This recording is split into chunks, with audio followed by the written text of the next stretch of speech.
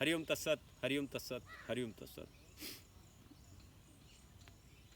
स्वस्थ शरीर, स्वस्थता की पहचान, इसका सबसे बड़ा परिणाम होता है यौवन सुरक्षा।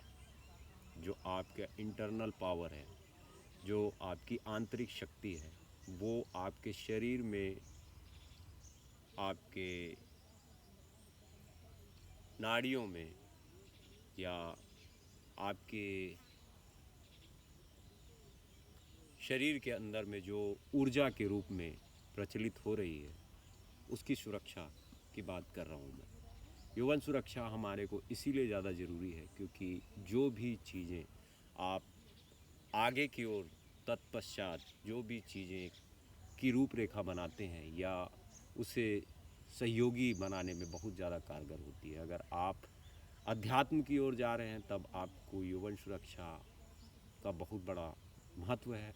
अगर आप अपनी दिनचर्या को बहुत अच्छा करना चाहते हैं, और मैं तो ये मानता हूँ कि अगर आप पूरी भीड़ से अलग होना चाहते हैं तो आप यौवन सुरक्षा पे ज़्यादा ध्यान दीजिए। आप खुद ही देखेंगे कि आपका जीवन रूपांतरित हो गया और आप खुद उन सब कार्यों से हट जाओगे जिनके पीछे लोगों की भीड़ लगी हुई है करने की, चाहे वो अच्छी हो चाहे वो बुरी हो। आप बिल्कुल ही अलग पाएंगे अपने आप को। तो इस पे कुछ आसन मैं बताता हूँ आपको, योग आसन मैं आपको इनमें से कुछ बताता हूँ जो आपको बहुत ही ज़्यादा लाभ प्रदान करेगी आपकी यौवन सुरक्षा को बचाने के लिए। अभी हिंदुस्तान में लॉकडाउन का समय है, हम अपने घरों में ही हैं और उस पे आज के युवा जो हैं वो बहुत ही आसानी से उन चीज़ों तक पहुंच जाते हैं अपने मोबाइल के उपयोग करके, अपने मोबाइल का, जिनको कुछ सालों पहले बहुत ही दुर्लभ माना जाता था।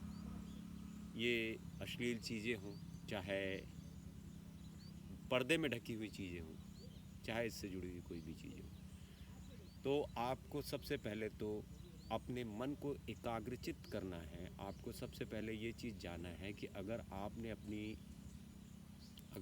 अपने वीर का पात कर दिया, अगर उसे निकाल दिया, तो उसके बाद में आपको वो सुख जो है वो सुख भी नहीं है, वो क्षण भर का आनंद है जो आपको मिलेगा और फिर से आप उसी जगह आके खड़े हो जाएंगे जहाँ से आपने शुरू किया था। सबसे पहले तो मैं आपको ये बोलूँगा, नियम का पालन करें और पद्मासन में बैठने का प्रयास करें। जिस आसन में मैं बैठा हूँ, इस अवस्था पर आप जितनी देर बैठेंगे आपके पैरों पर, आपकी जांघों पर प्रबलता आएगी और आप खुद देखेंगे जैसे जैसे आप इस आसन को सिद्ध करते जाएंगे वैसे वैसे आपकी यौवन शक्ति आपके काबू में आती जाएगी, आपके वश में आती जाएगी। और इसका सबसे बड़ा परिणाम जो देखने को मिलता है, जितनी आप रीढ़ की हड्डी को सीधा रख सकते हैं, आप उतना संभवतः रीढ़ की हड्डी को इस तरह से सीधा रखें। आप अगर इस तरह से बैठ रहे हैं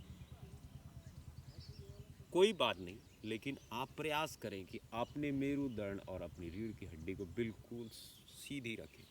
और पद्मासन से जुड़े हुए जो आसन है, जैसे सिद्धासन है, सुखासन है, ये बहुत ही सूक्ष्म सी चीज़ें बता रहा हूँ।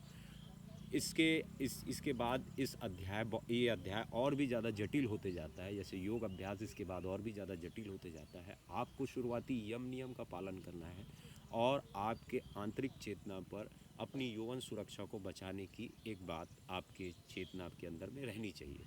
और आपके चेहरे का तेज बताएगा कि आपकी यौवन सुरक्षा जैसे आपने की है, तो वो आपको बताने की ज़रूरत नहीं है, वो आपके चेहरे का तेज बताएगा, आपके चेहरे की लालिमा बताएगी और आपके विचार बताएंगे, आपकी पॉजिटिविटी बताएगी।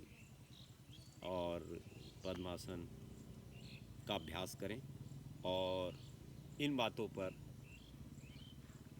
गहराई से सोचने की बात है। अगर आपको आगे जाना है, ऊपर जाना है और कुछ ऐसा करना है जिससे युग में क्रांति आए, तो आपको अपनी यौवन सुरक्षा के बारे में एग्रेसिव होना पड़ेगा और आगे बढ़ के सोचना पड़ेगा। हरिओम तत्सत, हरिओम तत्सत, हरिओम तत्सत।